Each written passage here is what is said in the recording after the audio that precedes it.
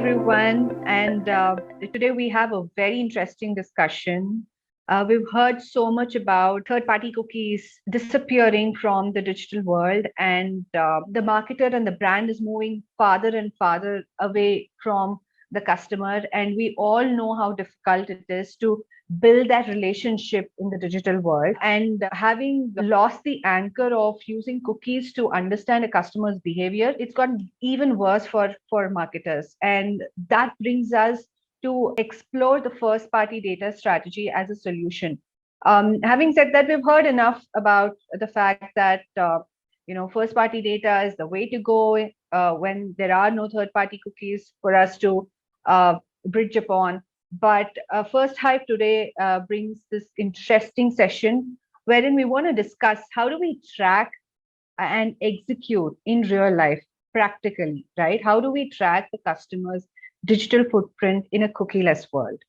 And that brings me to introduce you to my colleagues here. We have Vishal Sukheja, Chief Product Officer, and Siddhant Dave, the product manager at First Hive. And let me quickly introduce you all to Vishal. He's been with First Hive since its inception, and he has over 16 years of experience across product development, product management, product marketing, and so on and so forth. Also, he brings great experience, technology experience from companies like Tata Communications, Hexaware Technologies, Directly, and others. And our second host today, who kickstarts this session in just a few minutes, Siddhant, brings his 7 years of experience in managing products across different industries. And he specializes in P&L optimization, resource allocation, and leading the product roadmap. So without further delay, Siddhant, over to you. And along with Vishal, we're going to listen to a power-packed and insightful webinar on tracking the customer's digital footprint in a cookieless world. Thank you so much, Nishla, for that introduction. Today, I'm going to walk you through different processes which will enable you to attain unparalleled ROI in your marketing expenditure by the use of first-party data. Over the course of this discussion, we will cover a framework for your first-party data, proof of concept from the real world, then cost of inaction in case you miss out on capitalizing on first-party data, and a workbook on how you can actually get into the space. All right, let's begin this conversation with an interesting story about two marketeers called Hansel and Gretel. Both the marketeers are trying as hard as they can to get as close to the customer. Now, the only way they can do it is by picking up the crumbs of data left by the customer all across the internet. This could be in terms of third-party data. It could be in terms of internet cookies and other options as well. Now, what has happened due to ever-changing regulatory scenario is that the availability of third-party data and the cookies is slowly dying down. In this scenario, there is no other approach left for Hansel and Gretel to reach as close to customer as they want. In that case, the customer will not get the personalized service that they're trying to offer, and in the end, the customer is going to be unsatisfied. So, in order to get out of this situation, the solution, the savior is first-party data and how we leverage it. In order to tell us more about how we can leverage the first-party data, we've got Vishal Sukheja, who will tell us more about how to go forward. Okay, thanks, Siddhant. So, first-party data, obviously, with evolving regulation like GDPR, CCPA, PDPA, the upcoming Indian IDPA, all of that kind of puts the focus solely on the brands.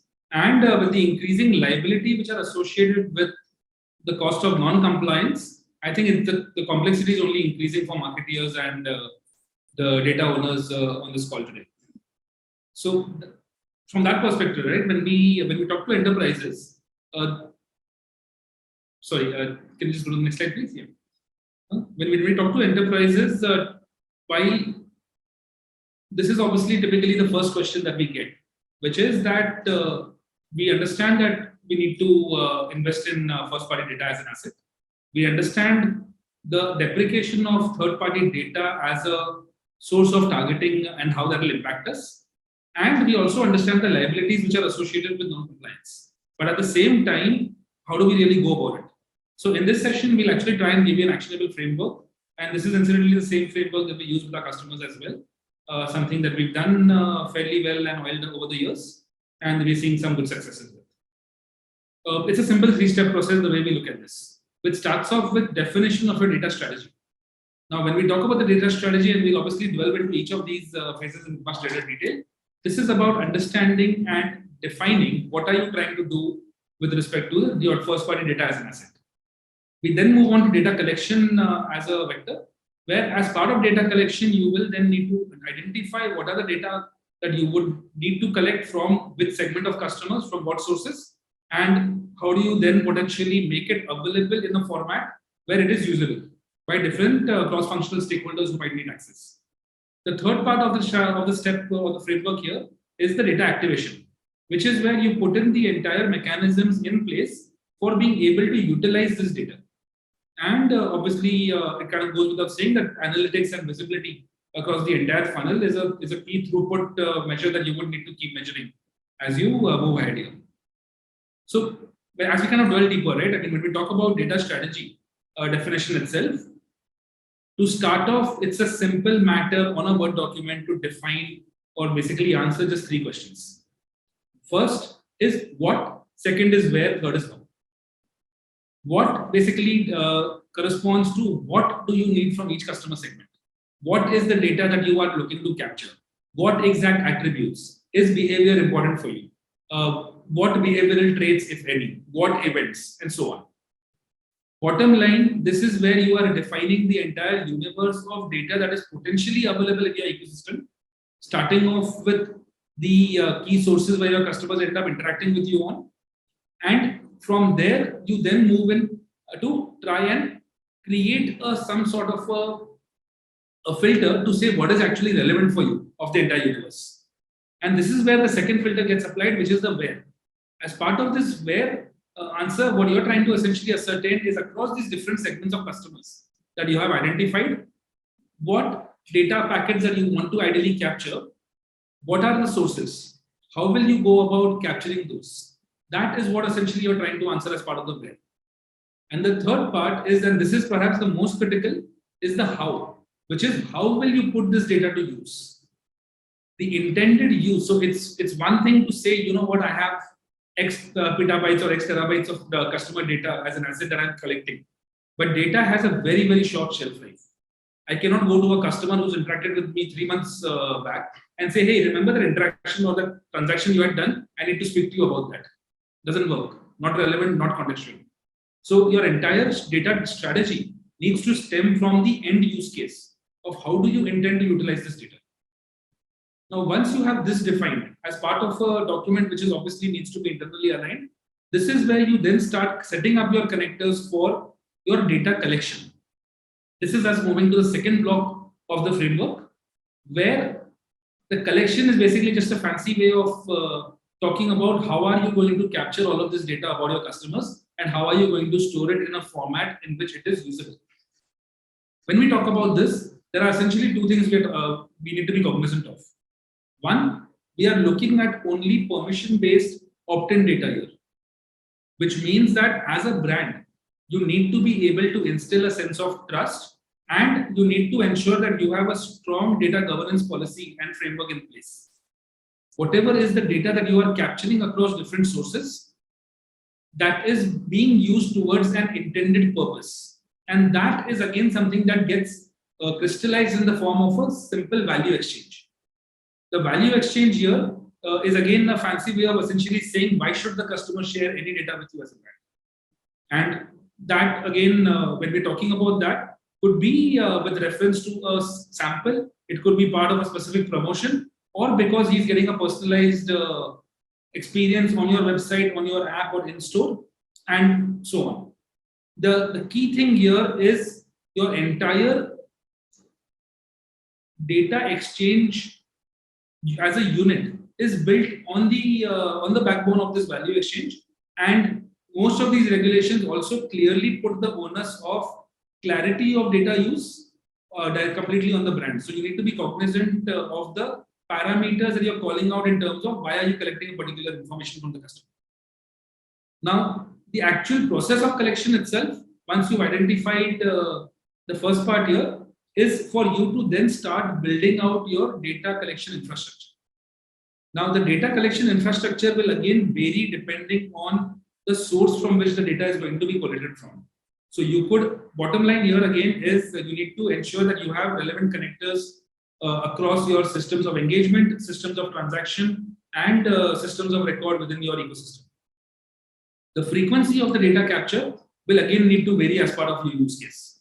Whether you need to invest in something that gives you data on a real-time trigger, and again, real-time is how real-time is real-time, becomes another question that you need to answer. While at the same time, if there are, let's say, cheaper mechanisms, and when I say cheaper in terms of your data workloads, around, let's say, ETLs or batch-based crawls across point-of-sale systems, data warehouses, transaction data, marketing information, and so on. Now, while you are creating the entire infrastructure to capture not just the first, but also your zero-party data, which is your customer preference information, you also need to be cognizant of the potential opportunity here to unlock new data sources. So, as a brand, is unstructured data important for you? When I say unstructured data, this could be in the form of social comments. This could be in the form of raw customer care voice. Or this could be in the form of, let's say, specific merchandising linked images from where you can garner some information which can be leveraged for a specific use case. The cost of capture and the cost of storage on this kind of data is high. So you need to be aware of what that cost represents with respect to your overall data management strategy. Which also brings me to, in terms of newer channels. Traditionally, again, this is again something that we've seen with large brands globally, because your social interactions do not come back with a primary which is linked to your CRM data. Typically, there's no record of that information getting captured anywhere. Similarly, anonymous interactions on your website, not linked to a customer PII per se, so doesn't get captured anywhere either. Are those important for you as a brand? Is that something that you need to be looking to invest in? And the third part here is, while you've set up the pipeline to essentially bring the data in or push the data out to a node, depending on your use case here, the value exchange becomes an important component for you to set up to make sure that you have the data that actually starts flowing from this pipeline. The end intent here obviously is to collate the data in a single interface, which in itself is something that can drive significant operational efficiency for you as a brand, but also figure a way to leverage a unified customer identity that in turn can play a role to drive a unified customer experience again. Vishal, that reminds me of a company that we used, that we worked with a couple of years ago. This was a Southeast Asian type of company, pretty big company. I have right now. So this company had employed several mechanisms in terms of sampling, in terms of presence on social media, having agency tie-up with various hospitals to increase the revenue. However, they were not getting the results that they were hoping for. The key problem in that situation was the data that we're generating from different channels was in different silos. So the management, the marketeer was not able to identify which strategy particularly to go for in order to optimize ROI. That is when they reached out to First Type, and we created a solution for them that basically collected all the data from across the channels, and it integrated and unified the identities of the users, which gave the company an option to personalize the marketing and to reduce the wastage in terms of marketing expenditure. So this actually ended up giving the attributable increase in ROI by at least 30 to 40%, as far as I remember. That is where the first party data stepped in. No, I do recall this example that you are referencing. Essentially, I do believe here that this organization obviously had a significant amount of social spends on targeting for acquisition of new customers. So while they had already set up their first-party channels or first-party value exchanges in motion, sampling was just one part of it. They were in fact running some significantly large offline promotions in hospitals as part of mother and child care packages, as well as I do believe they also had their own assets in the form of websites that catered to the same segment, which they were leveraging for a silo-based targeting piece. I do believe that the collation is something that kind of helped them evolve beyond what they were traditionally doing. Absolutely, would agree with you there. Right, and I think that will be a great segue to actually get into the third part of the framework that we were referencing, right? Which is to say that you have the strategy in place, You set up the pipelines in terms of how do you want to look at collating the data and making sure it's fit for use. But then what do you essentially do with the data? Now, here again, there are three things I think as marketeers and as data leaders, you need to be cognizant of. The first part is that as part of this entire data evolution, there is a significant onus on the marketeers to be on the right side of the regulation, which means that you need to invest in a consent management platform. And this consent management platform or whatever mechanisms that you have to capture the customer opt-ins across every interface, every channel from where you intend to have an interaction or engagement with them. This consent management platform needs to be integrated with whatever are your targeting mechanisms that you might be utilizing as part of the node systems. At the same time, this targeting needs to be based not only on the siloed channel level identity of the individual, but on the holistic unified customer profile that a platform, that a CDP potentially can build for the brand. And here again, while potentially, while I'm kind of obviously referencing CDPs in play here, there are data teams who have managed to stitch some amounts of data, obviously what's within their ecosystems via multiple deterministic and probabilistic mechanisms there. The third part here is in terms of the entire activation as well, and this is where you have the node level activations, any specific channels, any. Shashin, could you go to the next slide, please? That's basically where you have your entire targeting modules, your customer segmentation and cohort building, your campaign automations, your cross-channel customer journeys. While at the same time, you need to ensure that you are able to personalize and, in fact, hyper-personalize this at the consumer scale that brands like you would be dealing with. While at the same time ensuring complete visibility around the entire funnel, including attribution that will yield a forward loop to for driving better campaign optimization. I think Vishal, now would be I think this would be a right time to shamelessly plug in First Hive, because we're working with so many clients across the industries where we provide them data, where we provide them solutions which help them increase their ROI on marketing expenditure by unifying the data, taking the data from the silos and collecting it, and then using our algos to provide the identity of the consumers, and then helping the marketer reach the goal that they're trying to reach. So I think First Hive as a brilliant leader has already done it with several companies. And so what we help achieve, what our product, what First Hive helps the consumer achieve is basically unlock the unique customer identities for them in order to get a better perspective, track the customer level buyer intent. So basically, not all customers that visit a digital website, maybe app, mobile app, maybe website, is not coming with an intent to buy a particular item. So we help them monitor that. We deliver a highly personalized experience to the customer in terms of what he needs and where he's at, and then basically tweak the campaigns to optimize the overall expense and just to overall get a better result in overall campaign management. No, absolutely. I think again, right, this might be a good point to talk about the cost of inaction as well. Something that we had promised earlier on in the agenda. Now, while I could obviously offer up quotes that leading organizations or leading individuals, each an expert in their respective fields, have spoken about the value of data and data being the new oil and so on. At the end of the day, any second or third party data that you potentially license or access, first of all, it's a pay for play. Secondly, that data at best acts as a normalizer, because that is the same data that is available not only to you, but also to your competition. The only differentiating asset that you have as a brand, the only way you are able to be more relevant, more contextual with respect to your targeting, with respect to your personalization, personalized engagement philosophies as well, is the first party data that you will potentially build as an asset. And therein lies the true value of what you are trying to do as a brand. I think that's largely what we wanted to cover here. We would love to hear your thoughts and get into a one-on-one discussion if you are interested to speak more and learn more about this. We are available on marketing at First Hive. and would love to hear from you guys. Thank you. That was amazing, Vishal. Thank you, Siddhant. Thanks for your collective thoughts that you've put together.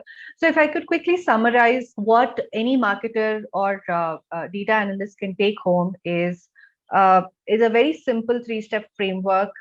You first create your strategy on a simple piece of paper, a Word doc, asking the relevant questions around what sources are you going to target, what target audience are you going to go after, and use that to actually start collecting data in the which is the second step over data collection, and see after collecting the data within technologies like a customer data platform, use it to activate it and get to your final consumer. And all this is your first party data. You don't have to depend on any third party cookies for this. Like just Vishal said, any of you have any questions, feel free to drop in your questions to marketing@firsthype.com, and also don't forget to download the workbook that's available on this page. Thank you so much.